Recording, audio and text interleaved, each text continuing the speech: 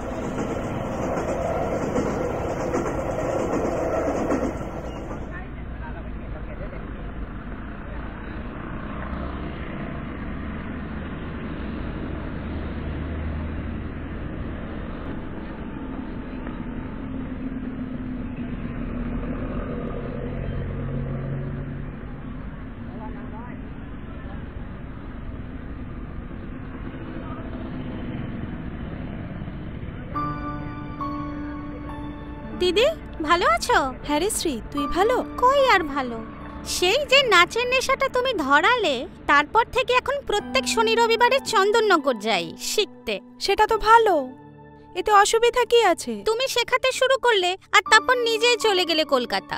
তুমি থাকলে কত ভালো হতো বলো তো। আরে তাহলে চাকরিটা কে করতো, সংসারটা কে চালাতো শুনি?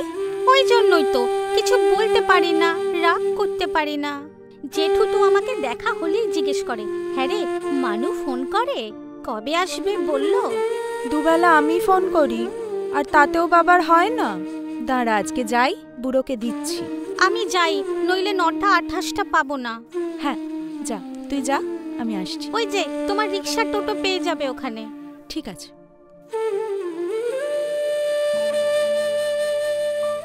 নবদ্বীপ, আমার নবদ্বীপ। এখানেই কেটেছে আমার শৈশব, আমার কৈশোর।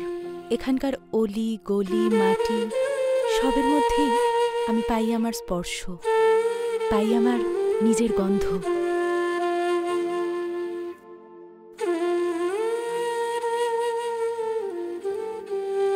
উচ্চ মাধ্যমিকের পর আমি হারাই আমার মাকে। তারপর থেকে বাবাই আমার সব। বাবা আর এই নবদ্বীপ শহর, এটা নিয়ে আমার বেঁচে থাকা, বেড়ে ওঠা, প্রথম প্রেম। এই আশ্রমে আমি আসতাম মায়ের হাত ধরে। আমরা আসতাম, প্রার্থনা করতাম। কি সব দিন ছিল সেগুলো। এই আমার স্কুল, এই স্কুলে একসময় হই হই করে কেটেছে আমার শৈশব, আমার কৈশোরকাল।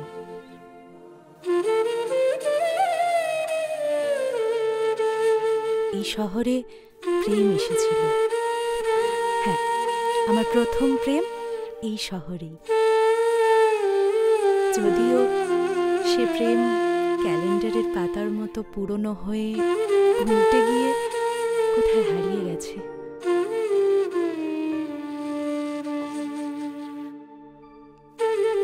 নবদ্বীপ আমাকে ঘিরে রেখেছে, আচ্ছন্ন করে রেখেছে। এখন সময় পেলেই চলে আসি বাবার সাথে দেখা করতে, কথা বলতে। এ পৃথিবীতে আমার সে ছাড়া কেউ নেই, তারও আমি ছাড়া কেউ নেই। ও নীলা। হ্যাঁ মাসি, তুই কেমন আছিস? এই তো ভালো আছি গো, তুমি কেমন আছো? আমি ভালো রে।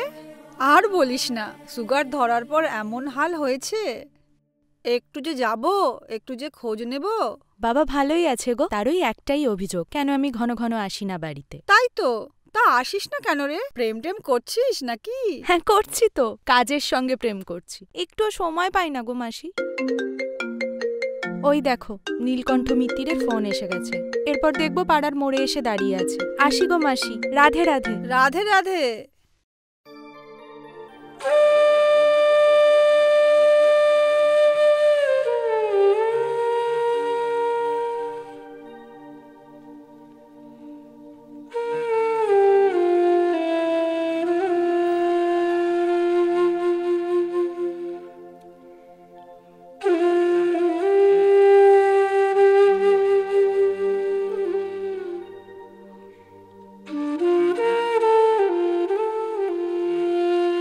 আমি যখনই বাড়ি ফিরি তুমি এই জায়গায় দাঁড়িয়ে থাকো কেন? এখানে আসলে আমি কিছু তো ফিরে পাই। এক নদীতে দুবার স্নান করা যায়? জল বইতে বইতে এখন মোহনার কাছাকাছি। নীলা, আমি যদি কিছু আঁকড়ে ধরে বাঁচতে চাই তাতে তোমার আপত্তি কিসে? বাতাসকে আঁকড়ে ধরা যায় শঙ্খ? শুধু কাব্য লিখব বললে সংসারের চাকা এগোবে কি করে? আমি, আমার বাবা, তোমার বোন, মা, কবিতা শুনেই আমরা দিন কাটাবো? মা বোন সংসার চালাতে রোজগার করছে, লজ্জা করে না? আমি কবিতা লেখা ছাড়া আর কিছু পারি না। যদি কবিতা লিখে মাঠ মাঠ ধান ফলানো যেত তবে সেই কবিতা আমি লিখতাম বুকে রক্ত দিয়ে। এসব কথা জীবনে নয়, কবিতাতেই খাটে। শোনো, আমি চাই না আমার আসা যাওয়ার পথে তুমি এখানে দাঁড়িয়ে থাকো। কেন? তোমার কষ্ট হয়? না, ইরিটেশন হয়।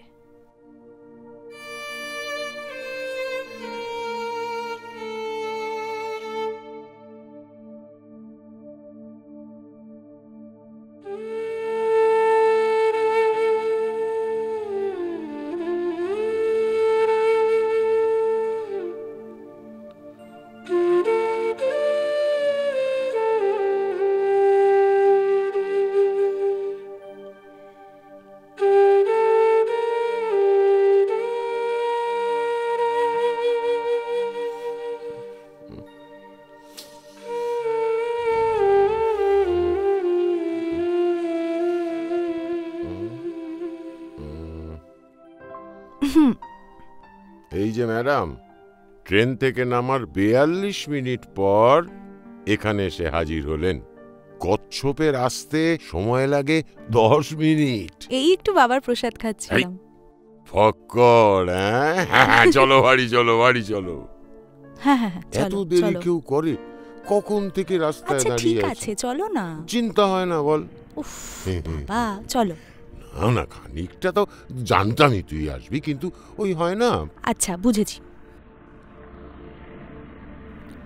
বাবা, মেডিসিন, বাজার আর মালতীদির মাইনে এখানে আছে, আর ইলেকট্রিসিটি বিল আর স্টেশনারি আমি জিপে করে দিয়েছি।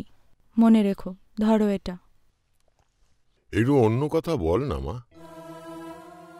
তোর এইসব কথা শুনে মনে হচ্ছে আমি এই বন্যায় ডুবে আছি, একটা বুড়ো, আর তুই এসেছিস সরকারি ত্রাণ দপ্তরের বড়বাবু। তুমি কি চাও বলো তো? আমি একটা 40-এর কাটোয়া ব্যান্ডেল ধরে চলে যাই নাকি?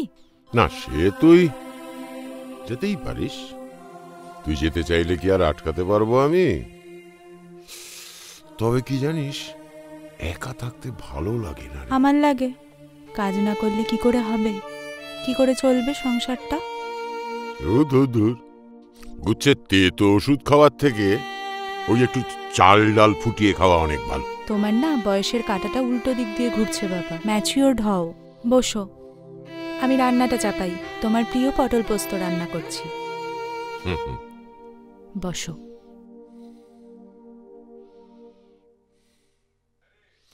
তা হ্যাঁ রে, দুদিন থাকবি তো? না বাবা, কাল দুটোই ক্লায়েন্ট মিটিং। সকাল 8:30-এ গ্যালোপিংটা ধরবো। আর হ্যাঁ বাবা, সামনের সপ্তাহে এসে না আমি 4-5 দিন থাকবো। তোমার ডেটটা জানিয়ে দেবো, কেমন? যা।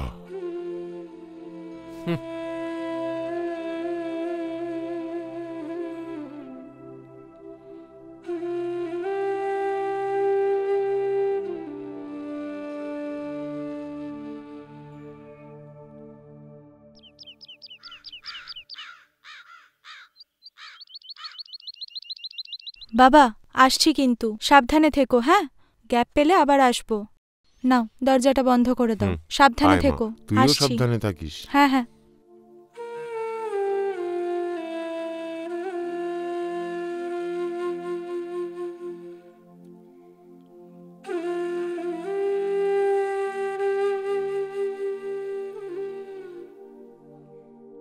আপনি কি মিস নীলামের বাবা, মিত্রবাবু? হ্যাঁ, নীলকণ্ঠ মিত্র বলছি।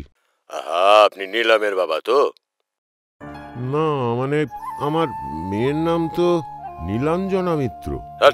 ওই হলো, এ লাইনে নামলে সবাই নিজের নাম বদলে নেয়। শুনুন, আপনার মেয়েই আপনার নাম্বারটা দিল, তাই ফোন করছি। আপনি এখনই একবার নিউ টাউন থানায় আসুন। আপনার মেয়েকে আমরা মধুচক্র চালানোর দায়ে অ্যারেস্ট করেছি। ওই চক্রের মাথা ছিল। আসুন। হ্যালো, শুনতে পাচ্ছেন? হ্যালো মিত্রবাবু, হ্যালো হ্যালো হ্যালো, শুনতে পাচ্ছেন? আছেন? ও মিত্রবাবু, হ্যালো হ্যালো। আজ সন্ধ্যায় নিউ টাউনের একটি হোটেলে হানা দিয়ে পুলিশ মধুচক্রের সন্ধান পায়। পুলিশ সূত্রের খবর, দীর্ঘদিন ধরে এই হোটেলে দেহ ব্যবসা চলছিল।